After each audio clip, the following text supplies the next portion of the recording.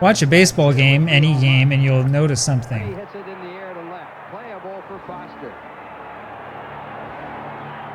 The 50-50 split between batters and pitchers that some games use is not technically correct. Both batters and pitchers contribute to the result, not just one or the other. And there aren't many baseball simulators that really model this. Well, that's why it's a good thing that we have Replay Baseball, right? It's the game that's famous for combining pitching and batting ratings to get the final result. There's no real split between the two. Instead, both of the ratings work together. Anyway, the Rebirth of Replay Baseball is a modern tabletop baseball miracle. As you might remember from my older video about classic Replay Baseball, the game died an unfortunate death in the early 1990s. Now, if you've forgotten, Classic Replay was the game where results from the pitchers' and batters' cards would be combined on just about every single plate appearance. The exception, of course, was Column 4, where you would combine the batter's card with the card of the fielder making the play, kind of a creative take on Strat's X-column concept. I believe that this is the final Replay advertisement. This is from the 1991 Street and Smith Baseball Yearbook. There was no longer any attempt to explain to skeptical buyers just how the game worked. There was a so-called tabletop PC baseball product, one that I haven't seen anywhere. I'm honestly not sure if this was actually released. And then there was the computer game, which I've heard was not good. The price was a bit high, especially for the computer games, and note that there was nothing here about past season sets. As bad as that old computer game was rumored to be, I don't think that's what actually caused Replay to die. The culprit, I believe, was at least in part an attempt to get the board game into retail stores in the late 80s and the very early 90s. My understanding is that they printed too much product, the product didn't sell, the expenses were too high, and then the whole thing was no longer economically viable, and so the game died. Of course, it's not like the old Replay cards were printed in large numbers. The prices you tend to see on eBay for older sets are actually a pretty good indication of the limited supply. And as much fun as the game is to play, the cards never really looked all that great. The old cards have this typewritten feeling to them, almost as if somebody typed them up in their basement. And to be honest with you, this is the last game in the world that I would expect anybody to bring back to life. But not only did they bring this one back to life, they also made it better than ever. So good, in fact, that I don't think there's any question that it's one of the best baseball games on the market today. Since I don't have access to any of the older issues of Replay Review magazine, this is our starting point. This is a post by Pete Ventura to the new Replay Delphi forums on November 13, 1999. Replay had just come out with the 1998 season, which was the first official company release in years. We know about that because somebody managed to replay the whole National League season in less than a year. But the biggest changes were still to come. This post from October 2000 is probably the most important announcement in the modern history of Replay Baseball. In it, Pete Ventura announced that the rating system for pitchers would be expanded, and he mentions that he worked with a person named Brian Davis on this innovation. If you're an old APA fan, you know that name Brian Davis because of his old Angel Fire site with APA stuff. This is a website that is still going strong today after over 25 years. That goes to show you what the true nature of this hobby is like. The same people tend to play multiple games, and they tend to carry innovations, new ideas, and other things over from one game to the next. Anyway, in this case, Brian Davis's proposed solution was absolutely genius. You see, Classic Replay used these tall, oversized cards for pitchers. The idea was that the pitcher cards would fit in behind the hitter cards, making it really easy to see the final number right away. You would just add together the pitcher's number for the appropriate column to whatever the batter's number would give you. It was an efficient system, it's one that worked really quickly, and that gave Replay a certain look and feel that really defined the game. In contrast, the new pitcher cards looked like this. Pitchers received cards that looked a lot like the cards for hitters, and the player would roll 3 dice per plate appearance instead of 2. But unfortunately, it meant that you could no longer get the result of each at-bat really quickly. As you can see here, the new Roger Clemens 1986 card is shorter, but functionally very similar. In fact, Clemens' old A-column ratings now show up on row 4, they're the numbers in bold. And as you can see, they're the same ratings, except that there's a new K symbol in the 5th column. The other thing you'll notice is that the fielder designation in column 4 is actually written out on the card itself, something that saves maybe a little bit of time. I'll be honest, I've only played about a dozen games or so with the new Replay system. It's not enough for me to say just how quickly it can be played. The 3-dice system slowed me down quite a bit at first, though I'm picking up speed as I move along. The hard thing though is making sure that I keep all the numbers straight. I've looked at the wrong column from time to time. However, the variability in results makes it worth the extra time in my opinion. For example, in the original replay season, Calvin Schiraldi was a dominant pitcher in 1986 until he got tired, that is. Once he got to his B column after he got tired, his 5 rating at column 6 made him particularly susceptible to giving up home runs and extra base hits. In the modern version, Schiraldi still looks good, but he might have trouble if you roll a 5 or 6 with him. His B column ratings are similar, and notice that there's only one line for the pitcher once he becomes fatigued. Well, the cool part about this variability is that it makes every plate appearance a new adventure. It's kind of like Stratomatic in that sense. Sure, you have an idea of how the pitcher is going to do, and there are still some pitchers who are going to dominate in certain columns no matter what. But now you go into every single plate appearance not quite knowing what's going to happen. It really is a lot of fun. Now, the other thing you'll notice right away about the new cards is how sharp and professional they look. This original 1986 Wade Boggs card has a gritty typewritten appearance. It looks almost like it's a beta card. You can see that the layout and some results are different, but the most dramatic change is that the newer cards simply look more professional. But the biggest change wasn't with the cards, it was with the boards and with the whole presentation.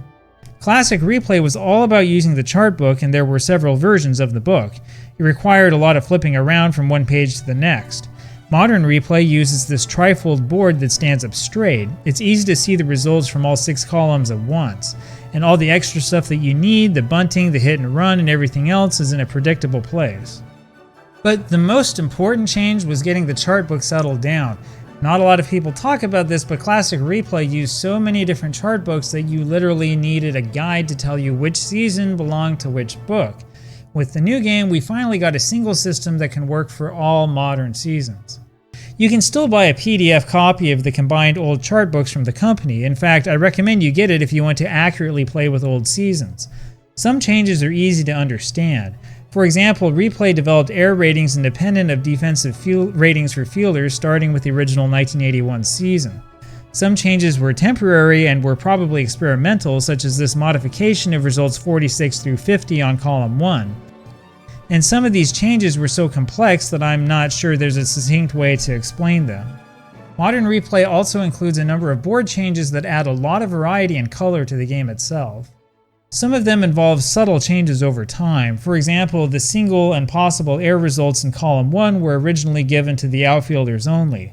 This result was almost certainly inspired by similar results on the APA boards. Anyway, in the Black Book version of the Replay chart book, these results were changed to allow for possible errors on the infielders and pitchers. The problem, though, is that you had to flip back to the end of the book to check out lines Y or Z of the action chart to figure out which player might commit the error. You can memorize those, of course. In fact, both are really easy to memorize. The modern boards go with the Black Book variation, but they eliminate any need to look at the action chart. Plus, the board results are much more descriptive, helping you see in your mind precisely what happened. Now, it takes a little while to get used to the layout of the new boards, but once you start seeing the patterns, you can build your speed back up while you play. Now, the other really cool innovation was giving the pitchers' cards extra symbols and letters to account for more extreme performances. Take Nolan Ryan's new card, for example, again from '86. Look at column 2 with all the W results, small letters for rows 2 through 6, and a large one for his B grades. Now, in the old charts, a 12 through a 16 in column 2 would be a single. The single stays the same in the new charts, but with an exception. If you hit one of the little W's, those singles turn into walks, helping capture Ryan's wildness. Now, looking back at Ryan's card again, you'll notice that he's got a big W in the 2 column of his B rating. That means that if Ryan is tired, not only do those singles turn into walks, but any ground ball on the famous 2-1 batter roll also turns into a base on balls. And we really need to talk about what happened to that 2-1 rule for hitters. The innovation here, I think, is simply brilliant. The 2-1 rule is one of those things that has always made Replay stand out. Reggie Jackson received a 37 there in the original 1972 set, for example. On the original boards, results 22 through 50 of column 2 were going to force the batter to miss a number of games after this one. It's a forced rest system that's designed for replayers. With a 37, Jackson's 2-1 roll will always be a 38 through a 42. It causes him to miss either 1 or 2 games depending on the pitcher.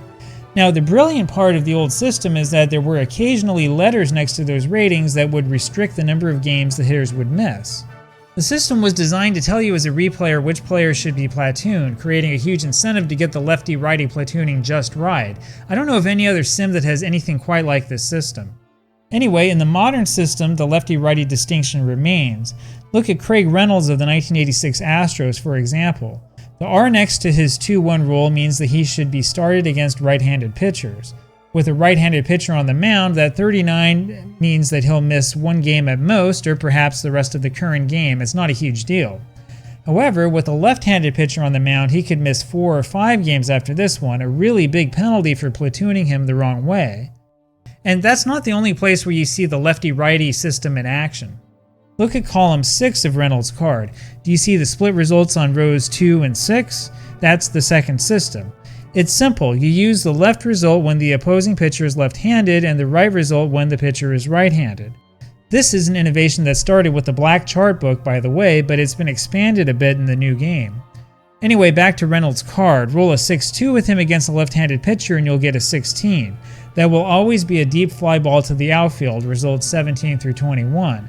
Roll a 6-2 against a right-handed pitcher, however, and he gets a 9.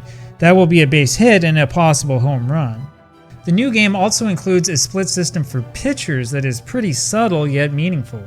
Look at Danny Darwin's 1986 card, for example. It looks a little bit different than the other pitcher cards we've seen. Now, Darwin probably isn't the pitcher you think of right away when you think of the 1986 Houston Astros. However, in 1986, Darwin had pretty extreme splits, doing a lot better against right-handed hitters than lefties, and check out the different strikeout-to-walk ratios. Replay deals with this wild statistical split by giving Darwin essentially 2 cards, one against righties and one against lefties. The shaded part at the top is how he performs against batters who have the same handedness. Danny's a right-handed pitcher, so that shaded part is how he does against righties. The not shaded part is how he does against lefties.